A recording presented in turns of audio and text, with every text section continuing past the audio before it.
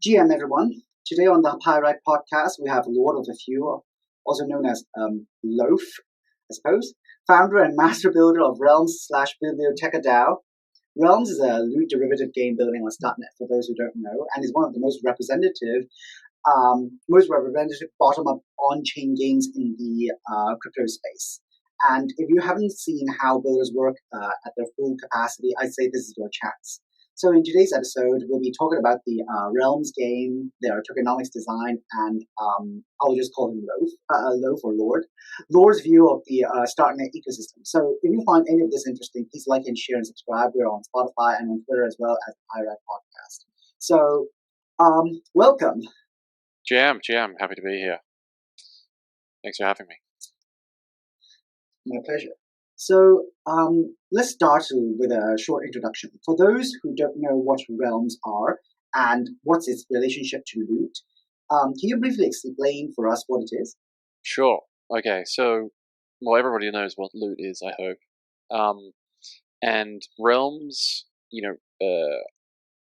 after loot dropped, there was this flurry of derivatives popping up. And one of these derivatives was realms. And I think it was the third or fourth, or it may have actually been, yes, third derivative that popped up after the main loot contract. And realms are 8,000 generative SVG maps. And on each realm, it has a unique language, it has a unique set of resources, and it has a unique set of traits. And so there's 8,000 of these, and they originally started as these SVG maps, but in the nature of low fidelity to high fidelity, we are translating these low fidelity maps into higher fidelity over time. So yeah, that's kind of what the realms are. I mean, they're evolving as the lootverse evolves. Yeah. Did you mint yourself? No, I didn't mint, unfortunately. I'd been seeing things pop up on Twitter about black text bags, and I kind of ignored it for about 2 days, and then I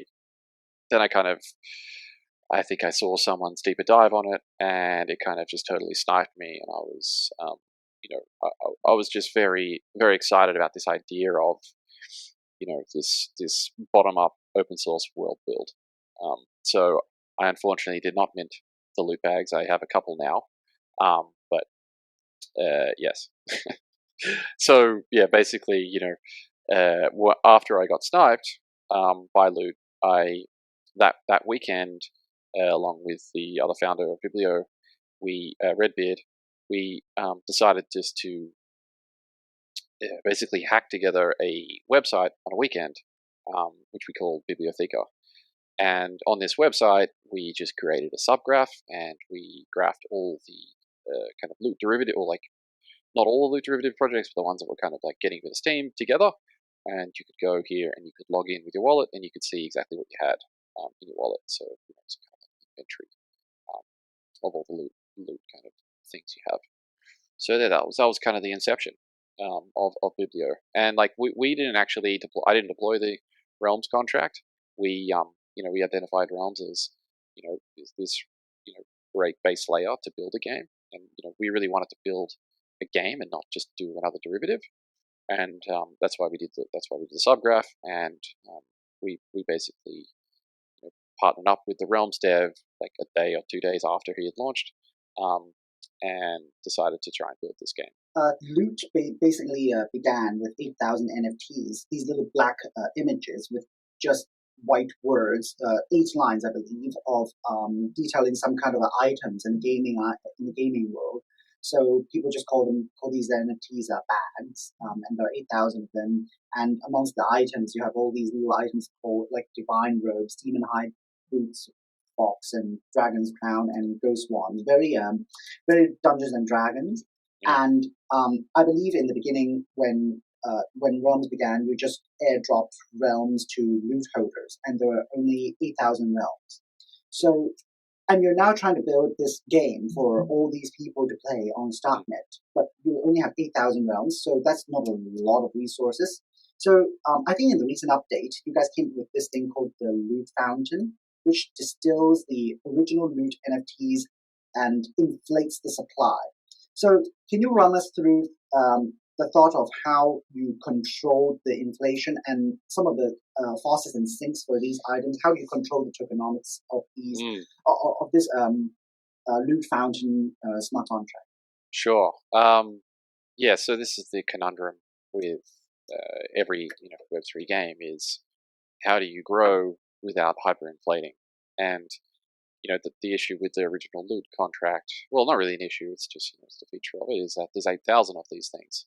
Now, 8,000 bags isn't enough to have 100,000 people playing this game. And same with realms. There's only 8,000 realms, so that's not enough ownership to hit massive scale. And so we're taking the approach of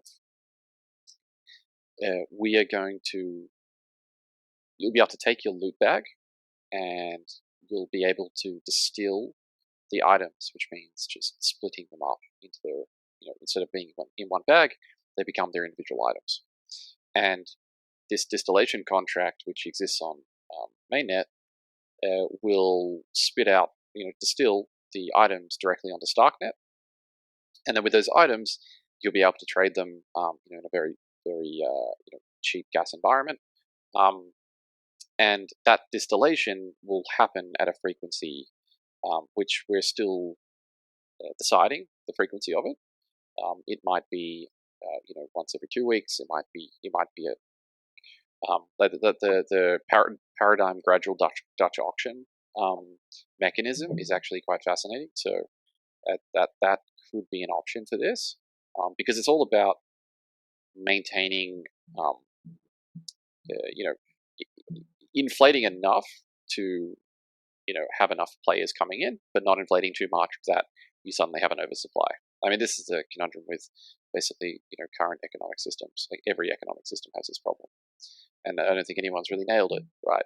So yeah, it's definitely a work in progress. And we have our thesis around how much should get distilled, but I think probably the solution is going to be determined on the actual usage of the items on L2. So that will actually determine the inflation rate. So, if we find items are getting used a lot on L2, then we'll reduce then maybe there'll be like an automatic inflation mechanism. So you can distill every 5 days, but like if there's not enough, then maybe that 5 days will stretch out to 3 weeks, for example. Yeah, I'm not quite sure. It's definitely discussion. So if I'm a loot holder, I'm owner of loot, I can use this distillation contract to distill the loot items. And do I then get to sell these items on the Starknet marketplace, or do they just get airdropped to new players? What's in it for the loot bag holders? I'm sure some of them are wondering about this. So this is also contentious because we want to create a very rich dynamic game on Starknet, and so just like in any RPG dungeon crawler, there's a wide variety of items, from very, very basic, common to very, very rare. Now the loot item contract has a baked in rarity to each item, but we feel that that's not enough. So what the current plan is that on the first distillation of the of the bags, the person owning the loot bag will get those items one to one, what's represented in their bags. Now they will be whatever they are. It might be the divine robe, which are quite rare, or it might be a an item with greatness of level 22 that is super, super rare. And that'll be your only chance to actually distill those items one to one.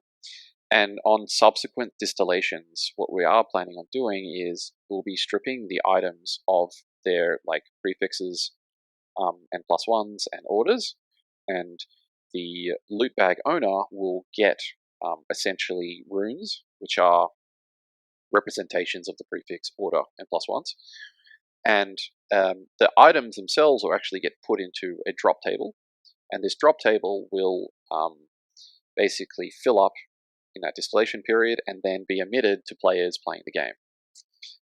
And so it kind of keeps this inflation balance. But what this does, what this aims to do is it allows progression throughout the game. So if you find a katana, a level 1 katana, which is just a katana, it doesn't have anything attached to it, you can find another katana and you can fuse them together to get a level 2 katana. And so it becomes this game of collection and kind of progression throughout the game, rather than just getting dropped a very, very rare item. So that's the current approach we're taking. And then once you get to like a level 5 katana, you can apply a rune and you can give it a random prefix determined by what that item could take, for example. So there might be 5, or I think there's about 8 or 10 different prefixes per item. And so when you spend a rune which uses burn on the item, it will roll a dice and you'll get randomly assigned a prefix. So what this also aims to do is that it creates like infinite number of different items throughout the game world, because there's there's 76,000 loot items, but actually there's not that many unique items. I forgot the exact figure. But by having this kind of progression and evolution of items, we create much more diverse item range. Yeah. So in the distillation contract, after the first mint, the first distillation, which gives the original loot bag holder their original items inside the loot bag, the upcoming distillations would actually split the items according to their prefixes and their numbers to generate a new set of metadata that which then define the space of possible combinations, and these possible combinations could be reached by combining the shall we say the primitive or the lowest level items, and then you combine them again. So eventually, you will be able to reach some of these combinations depending on how you combine them. Exactly. Yes, that's exactly right. So, okay. So let's talk a bit more about the resources landscape in this game. So in the Master Scroll, the recent update, we saw the introduction of a lot of new stuff: buildings, wonders, relics, goblin towns, and food.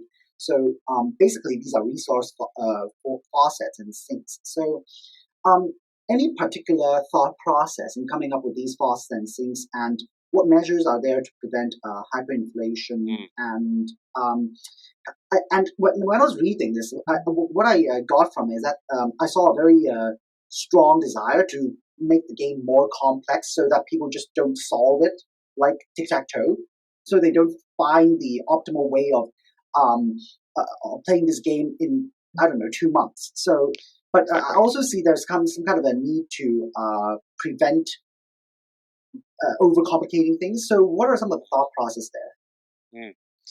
Yeah, so obviously in a liquid environment, we need to stem inflation of the resources, and so I like to think of all Web3 games are basically how fun can you make your burn mechanism.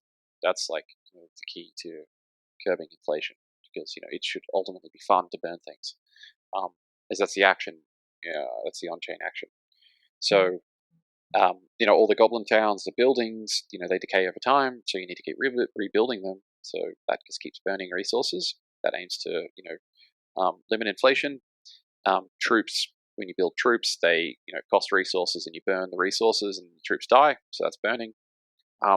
So all these, mechanisms are baked in to, reduce the, reduce the inflation of resources as they keep getting produced every single day.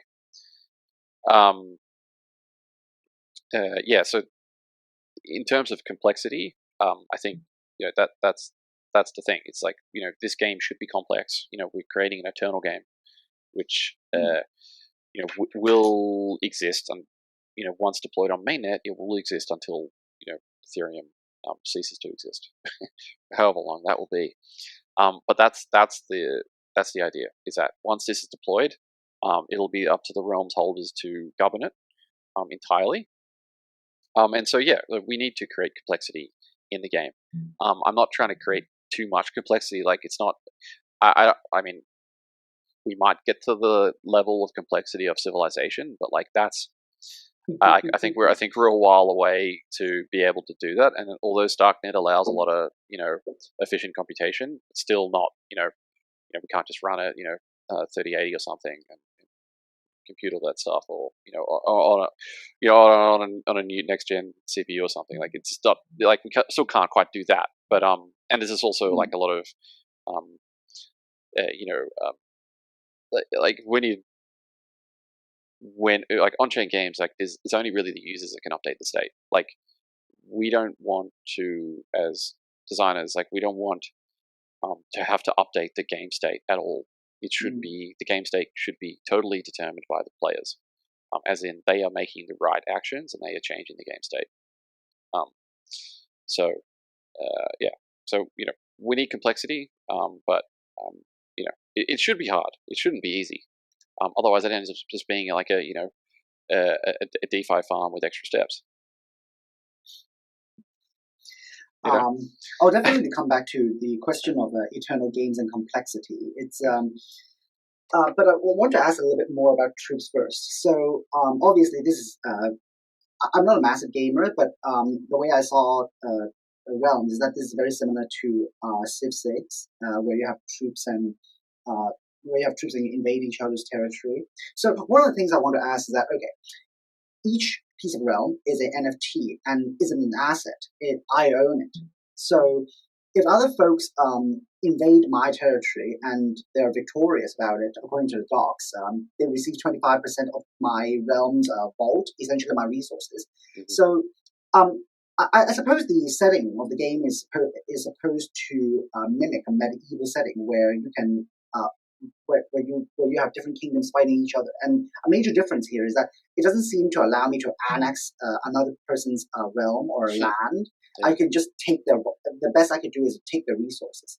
So it's also a little bit different from EVE Online, where you can do that. So I would also imagine if people are actually allowed to annex and take other people's resources, the game might.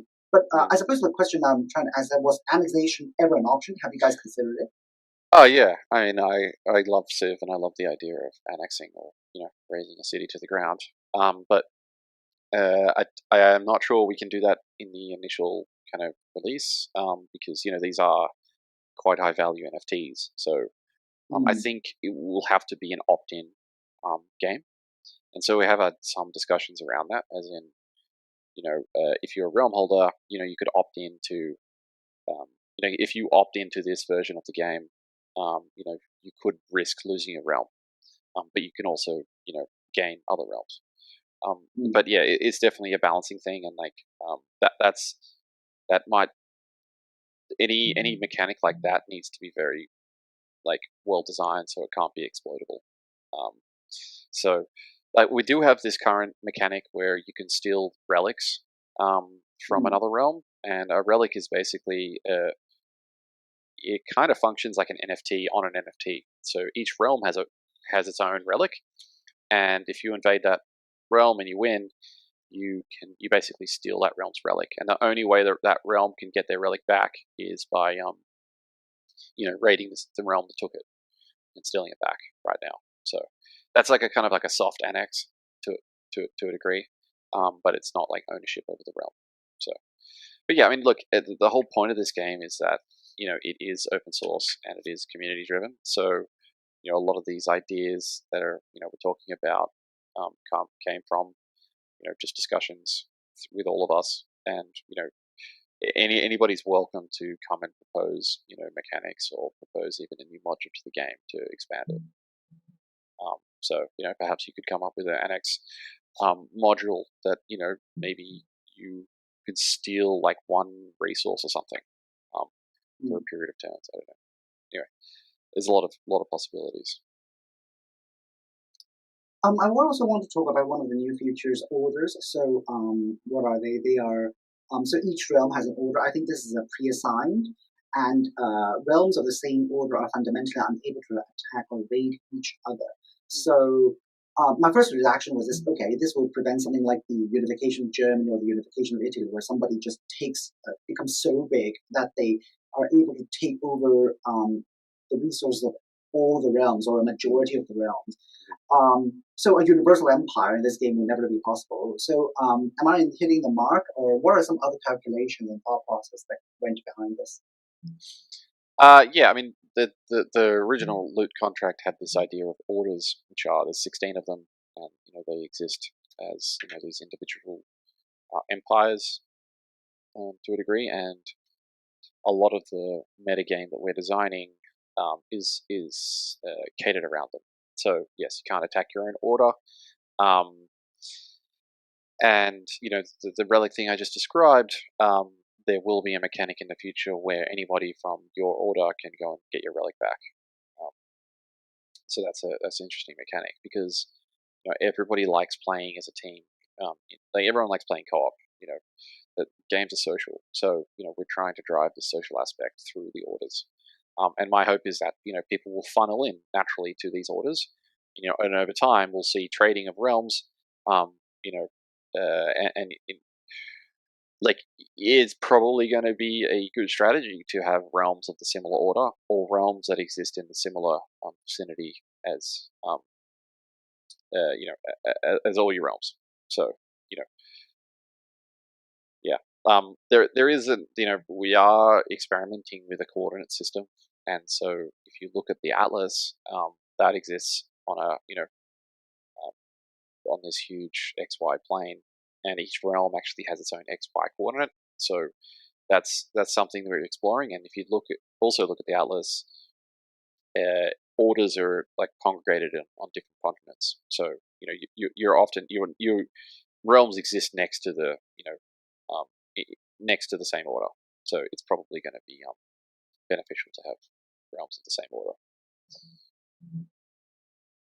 So you guys also recently introduced this concept of an adventure, which I think it begs for elaboration. So it's a kind of character represented by a soulbound NFT, and you can equip loot items to them, and most peculiarly, they can die. So how do these adventures fit into the game, and why soulbound tokens?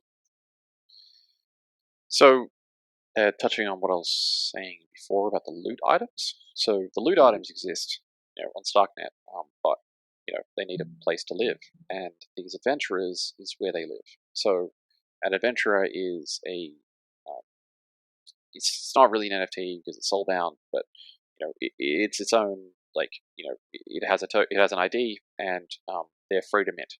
So you'll be able to go to Starknet and you'll be able to mint an adventurer. You'll be able to pick its name, and maybe a couple of other parameters.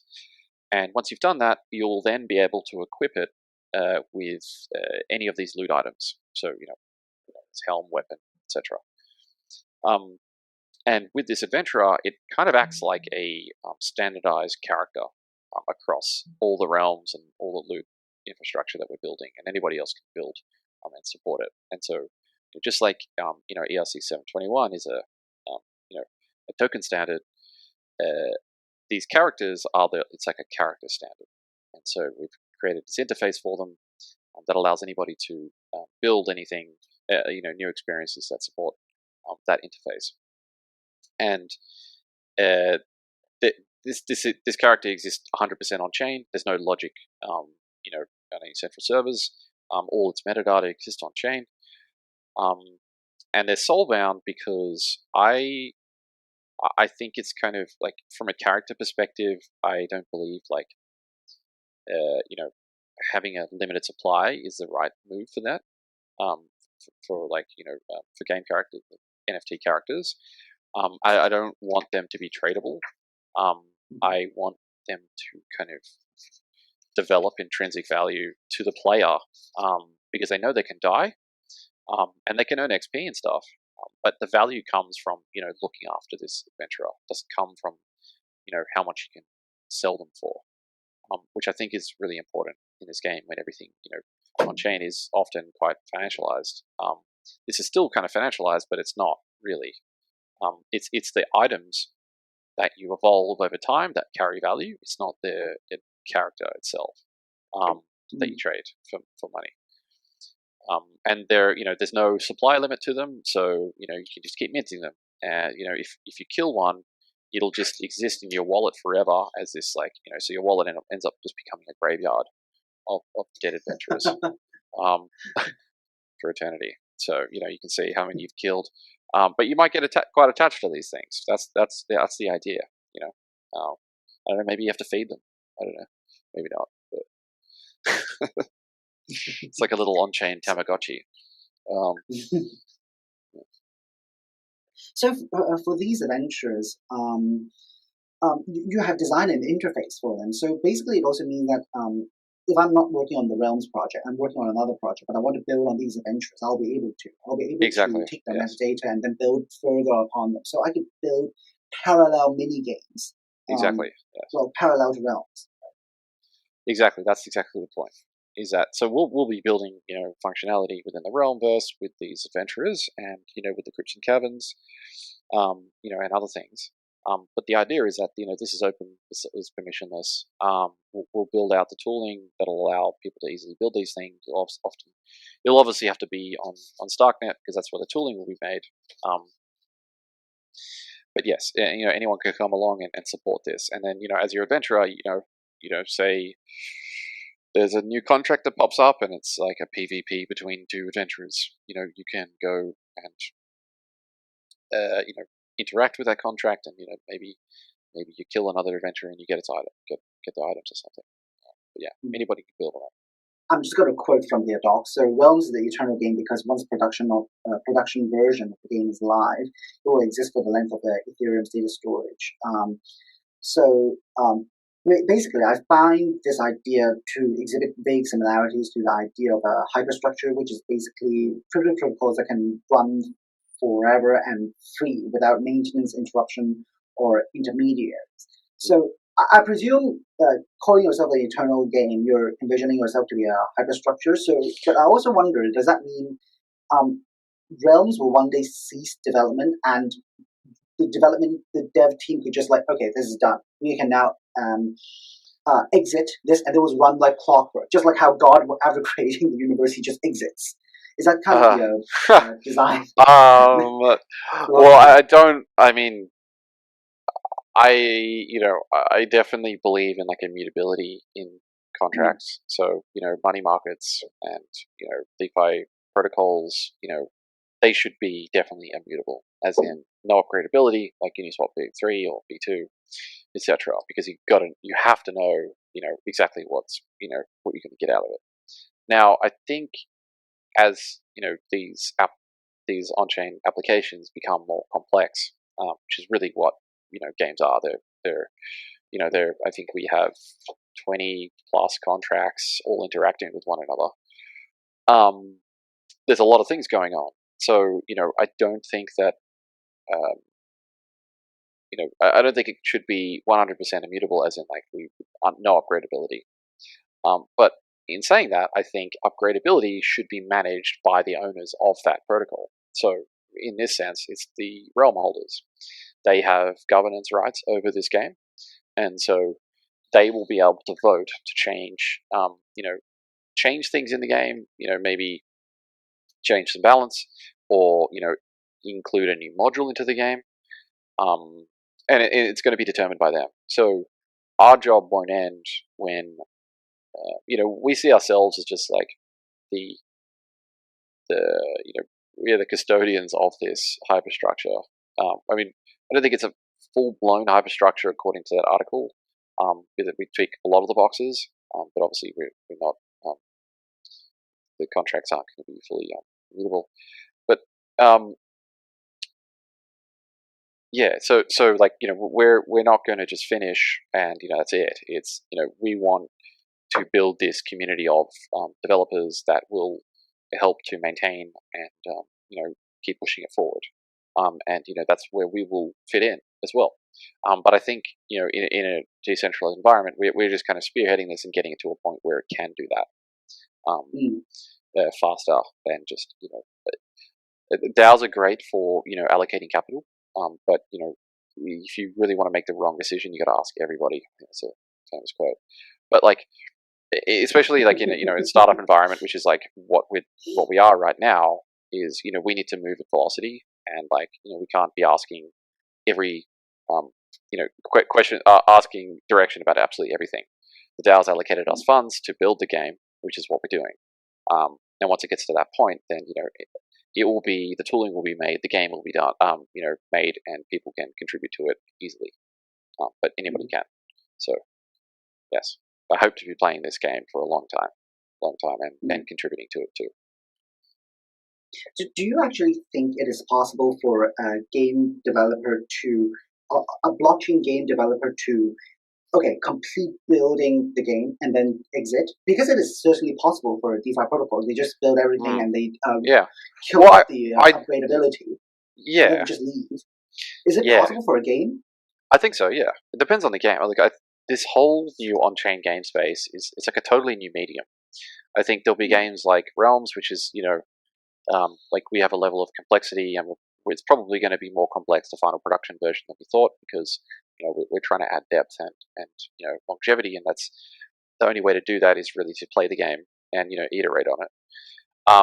But I think some smaller games will crack this, like crack the code of what like almost like a mini game that runs forever, and that could potentially be something that like is totally immutable, that anyone could jump in and play, and you can jump in and play a bit, and then you can leave and you come back, and that's I think that's definitely going to happen. It's just we're kind of in this weird and wonderful stage right now with on-chain games where there's really not that many people actually doing this. Like, most of the games that are getting funded by ridiculous valuations, and in the space, I'm not to say that those games won't be fun. I think some of them will probably be really successful, but that's not the design space that we're in. We're trying to do everything on chain. So yeah, and by doing that everything on chain, it comes with its constraint, because you have to do everything on chain. So I think if anyone's really interested about this, like,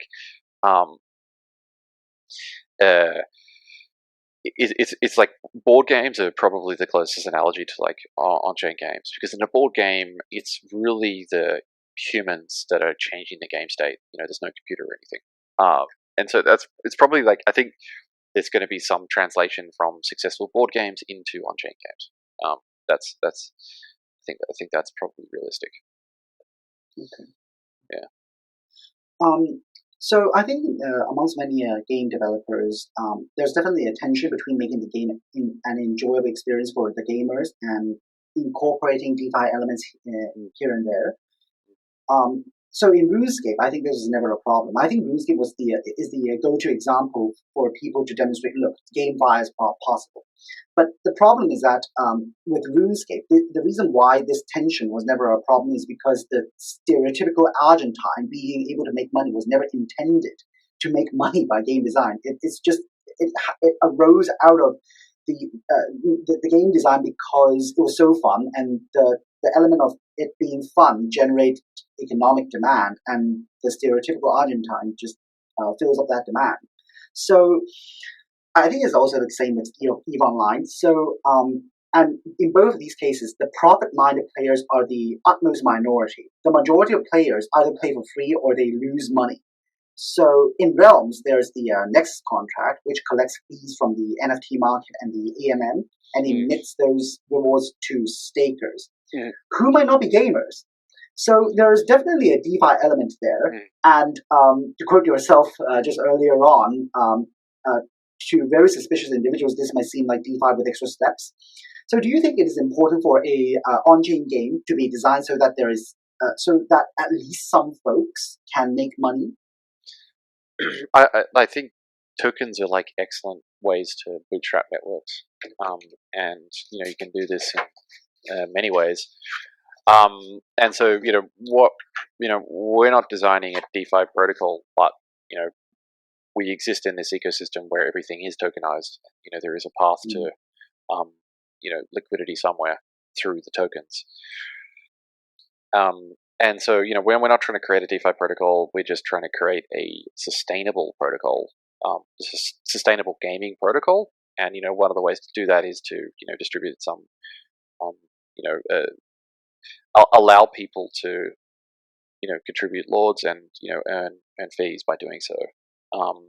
And so it's not like it's not a core part of this game, as in like it's not a DeFi game. It's just I see AMMs as like one of the greatest inventions of the last decade. Probably the greatest invention use case for blockchains right now. And that's why we're using it in this game, because they are they almost act like NPCs in a game environment, because in an NPC, in Diablo, there's always that guy in the town who buys your stuff and sells you stuff instantly, doesn't ask questions, right? Like it's like that. And that's how I see AMMs being used in games moving forward. Is that they act like NPCs, and so from a gamer environment, that's what you want. Like NFT markets are great, but ultimately you need a match, a buyer, and a seller. And this is why SudoSwap is a massive innovation, because it's kind of taking the AMM approach to NFTs, and so there's a buyer and a seller instantly. But it really only works when the NFTs themselves are it's kind of semi fungible, as in like they're pretty similar. But in a game environment like Katana, like a Katana level 1, for example, like that's 50 Katana level 1s, they're all the same. Like, do you really want to put 50 orders up in an order book, or do you just want to be able to buy one instantly, or do you want to be able to sell into it instantly? So we definitely have taken some inspiration from DeFi contracts like AMMs and single-sided staking, but they're not like crucial to winning the game. They're just like these things that exist to help the game, so to speak. That's a pretty interesting analogy there to call AMMs and DeFi primitives as non-player characters. So I also want to ask a little bit. It is. I've never heard of that before. I thought it was pretty interesting. Yeah. So I wonder, like in some of your dev and community calls, there was a lot of concerns about farmers and bots swarming the game. What are some measures that the game has implemented to limit their existence and the damage they can inflict on proper, honest gamers? Yeah, I think you're never going to avoid bots in games. Like, they exist. It's a matter of leveling the playground for bots and humans. So really, the only advantage a bot has is that it can execute automatically, but it doesn't have any front running capability over a human. So obviously, a bot never sleeps, and will just keep ticking on. But so we're not opposed to bots, and I think we're just creating the tooling that will give everybody a chance to. So as in, like, if something can be botted, we'll build the tooling for it to allow anybody to do it, for example. So it's not just going to be in the realm of, okay, I know how to do this crazy arbitrage stuff. Anybody will be able to do it easily, and so it gives everyone an even playing field. But all that's kind of from a technical point of view. From like a mechanical point of view, like, you could automate attacks to people, but like there's still like time as an element in this game. So you need to know when you can attack, and like that's exposed to the bot and it's exposed to the human. So yeah, someone could write a bot to attack automatically, but the human could also just do it if they time it right. So it doesn't really give bots that much more of an advantage. And I think as long as we make the tooling easy and accessible, then it's fine. It's the world of these on-chain protocols that bots will exist in some form. I wanted to segue here into a question about mini games. Is Realms in general an open protocol? That I think from the discussion that we just had, Realms is definitely one of those games that would encourage and allow people to build on top of. So you can have mini games branching off in, say, for example, through the adventure interface and perhaps through other interfaces of the game as well. So, any guesses or predictions as to how these mini games that are going to build on Realms might look like? Well, there's a few avenues here. So there's the Realms Eternum game, which is what we're designing, which is this core game around the Realms versus Realms. And on that game, it's designed in a modular fashion that allows people to build new modules. So we have our our settling module, we have our resource module, we have our combat module, we have our food module, etc. And someone could come along and say build a world boss module, and now this world boss module might randomly spawn a monster at coordinates somewhere in the map, every 24 hours, and that's what it does. And to go and attack the monster, you need to send your army, and you also need to perhaps spend 5 gold or something, or 5 lords. And by doing that, you can attack the monster, but you might lose because the monster might kill you. But if you kill the monster, maybe you get something. Now, the designer of that module will take a small percentage of the fees of everybody that's come to attack them, as in like that 5 lords. So this kind of creates this app store-like model where it incentivizes developers to come and build in this kind of ecosystem, but it's all permissionless. And it's really the choice of the realm holder to actually interact with that contract. Now, we'll probably whitelist a bunch of contracts, which will make it easy for players. But in this environment, everything is open and permissionless, which is what's great about it. So that's kind of an example of like what someone could build for realms. And in adventurers, I think I explained one before, but it could be a PvP, for example. I think someone dropped a good name the other day called Dungeons and Degens, which I thought was quite funny. And the Dungeons and Degens could be a PvP battle arena where you suit up your character, your adventurer, and you drop him in a pit with another adventurer, and you battle it out, and basically whoever wins gets the other items. Now that would be quite fun. That could be another module. That could be an experience someone could build for the adventurers. So and really the sky's the limit of what people can build. Yeah. I think in EVE Online they had a mini game where you can help solve scientific puzzles that are real. Basically, scientists submit them, and then you can solve them, and then you earn part of some of the in-game currency.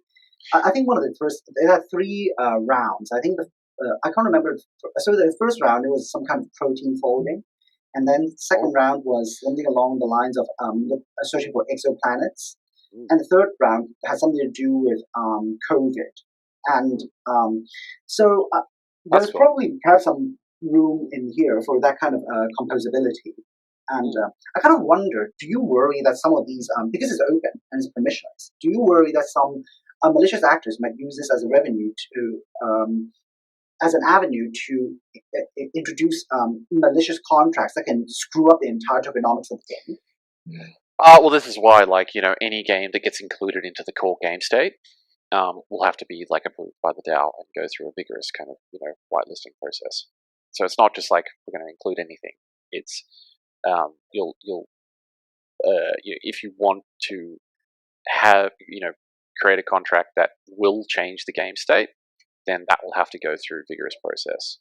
Now, if you want to create a contract that just supports an adventurer, but doesn't actually change the game state, then it's up to the individual to interact with that contract. Now, we'll probably have an auditing team of just to audit these things, but that's if you take your realm and you go and interact with the world boss, for example, that's not really changing the game state. That's just changing your state, and so it's your choice to do that. It's not affecting the game world. But any massive game world changes, as in trade route module or a change to combat system or something, that's all going to have to go through a committee and a balancing kind of system. So, did you run into any limitations while developing on .NET? And what are some suggestions you might have for new developers looking to build on Um, Cairo is definitely a quirky language. It was developed in-house by Starkware, so it was never really designed to be a general purpose language for your average person. So it does definitely has its quirks. You can't do loops, so you have to do recursive functions. Some of the syntax is a little weird, but it's like any language. Once you've kind of learned one and you fully grok the thing, like fully understand it, like the roots and leaves. Learning a new language isn't that hard because they all work the same way. They're just slightly different. And so if you're coming from a Python background or a C background, Cairo would be pretty easy. You just have to dive in like anything. You got to learn the roots before you learn the leaves. And so I like maybe I'm just biased now because I've been looking at so much Cairo for so long, but I prefer writing it to Solidity, and like I think it actually has if you write it correctly, it has a very nice composability to it. Mm. And you don't have any contract size limits. Well, maybe you do, but I've never hit it. You don't have function size limits, and so it's just for a game in a game environment. I think it's far superior to Solidity. Solidity was designed to be like this kind of low power, general purpose kind of machine, through EVM. I mean, and so I don't think it was ever designed to be, it wasn't designed to create these like very very complex, applications, and by just taking the EVM and transporting it um,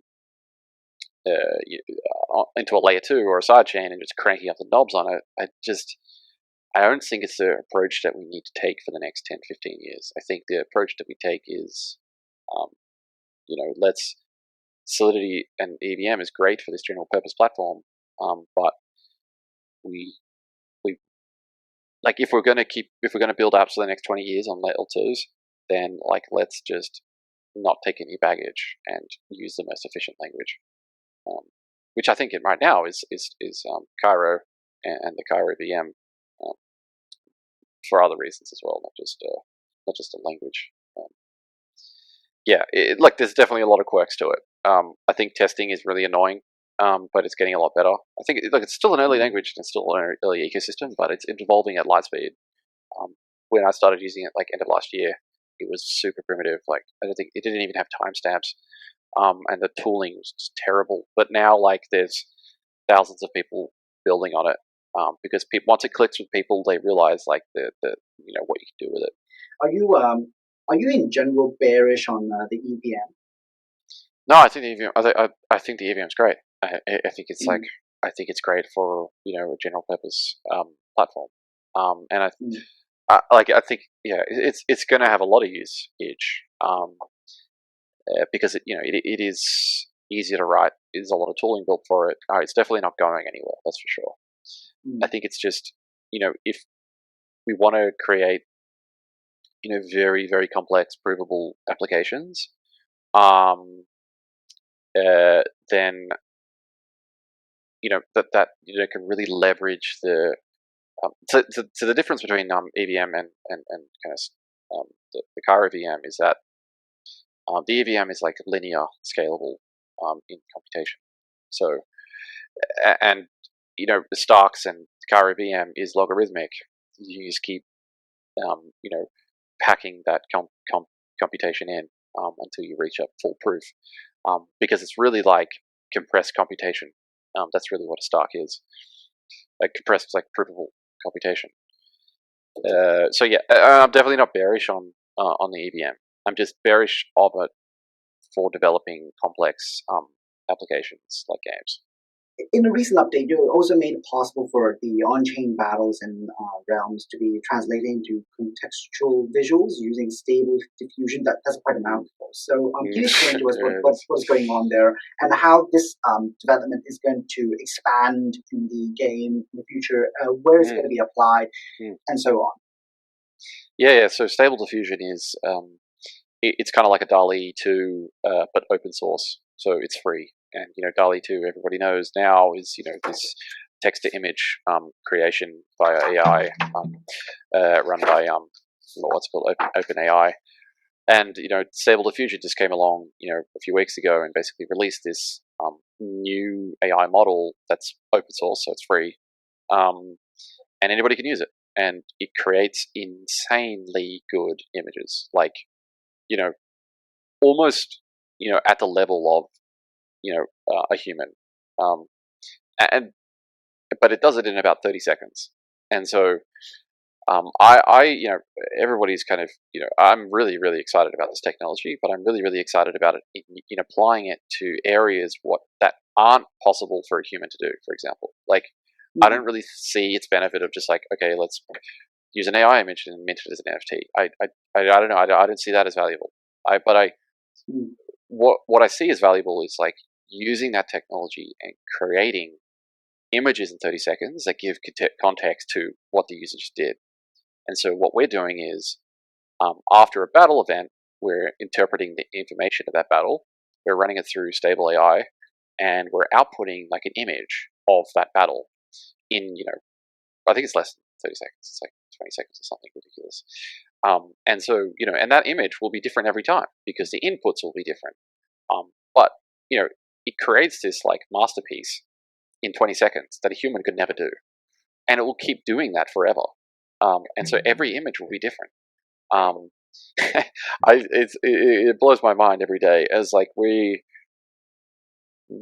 posted that on Twitter because we kind of had this idea like 3 months ago, but the models weren't there. And we're like, okay, we can't release something if it's going to be worse than DALL-E because it'll just look bad. And it's just because the models weren't open source because it costs like, I think DALL-E costs like a ridiculous amount of money to train, and I think Stable Diffusion costs $500,000 to train or something. It's not the type of money that we have, so we couldn't do it. And also, we're not. We do have an ML engineer on the team, but like we're not ML. On the bleeding edge of ML, which is really what this is. Yeah. So we're using this tool to give more context to the player when they're playing. Yeah, and we'll probably create interpretations of like the siege of Shlom Lom or something, and give all these like Renaissance style paintings, big names, like the failed siege of Lom Lom or something. But yeah, it's a really interesting design space to use that tool in this area. I think, yeah, we're definitely not going to be the only ones thinking of this. I want to ask you: do you think this is bearish for artists in general? No, I mean, I'm sure a lot of artists are going to be very angry at this thing. But the best way to adapt is maybe. No, I don't know. Like these things aren't going to replace artists. Like they might replace you if what you're doing is like a very common piece of art, and but really it's a tool that artists can use because it's an art in itself coming up with these prompts. Like if anybody's used these things, like it's not just like typing in the first sentence and then like it spits out something amazing. It takes a lot of tuning and working out and like working with the machine to get you what you want. It's not actually that easy at all, and I'm very, very noob at it. And like artists that like, I think artists should adapt it, and like if you want to like increase your output, then you could use this thing as like a prompt engine and a kind of a concept factory for you, and use it and then adapt what it spits out. And so you can basically have two minds working on the same problem. Well, however many minds you want to call that thing, but and you could probably get a lot more done. You'll probably get a better result as well. But I don't think it's going to replace artists. It's definitely not going to replace them entirely. I mean, I don't know. We'll see. But yeah, no, definitely not. I think you're also quite close to Guilty Gyoza from Topology. So they are building a physics engine on StartNet. So what are some of the I suppose the question would be like, are we looking at some kind of collaboration? And I suppose the second question would be like, what kind of applications do you think are possible on StartNet and have not yet been explored? Yeah. No, I love what Guilty's doing, and I consume all of his writings. I think he's a brilliant engineer, and he's pushing the boundaries of what's possible. Yeah, we've talked quite a bit, and I hope to do something in the future, with Topology. But we both have a lot on right now, so and in terms of what people haven't done, I I think it's people need to forget, like, I don't know. I guess people need to forget just like Open Zeppelin and like token standards. This would be my advice. Is like, forget what like a standard on Ethereum is. Like, Cairo and Starknet is a totally new computing platform with like way more capacity to like do compute. So you just need to forget kind of like how you did things in Solidity and just like think, what's the craziest thing that I can do, and I can that needs provable computation, and then just go and do it. But don't think about what can't, like, don't think about what you can do on Solidity. Just like forget what you know and just be unhinged and just going crazy, because that's what you can do. I mean, Guilty created like a 3-body problem simulator in Cairo, as in three bodies orbiting one another in space, and their positions are computed in real time, which is insane. Like, that's the type of stuff that you can do. So I would like to see a lot more like 3-dimensional engines come out, like three-dimensional kind of like battle simulations, or 3-dimension like flight, like prove where things are in a 3-dimensional space. That's possible. So like, that's something that I'm exploring in the game that we're looking at doing. So yeah, it's really like like create on-chain realities, like new realities with different physics. That's what you can do. Thanks a lot for coming on to the podcast. Well, if you, listener, find this interesting, please like and subscribe and share. Follow Realms on their Twitter and Discord. Cheers.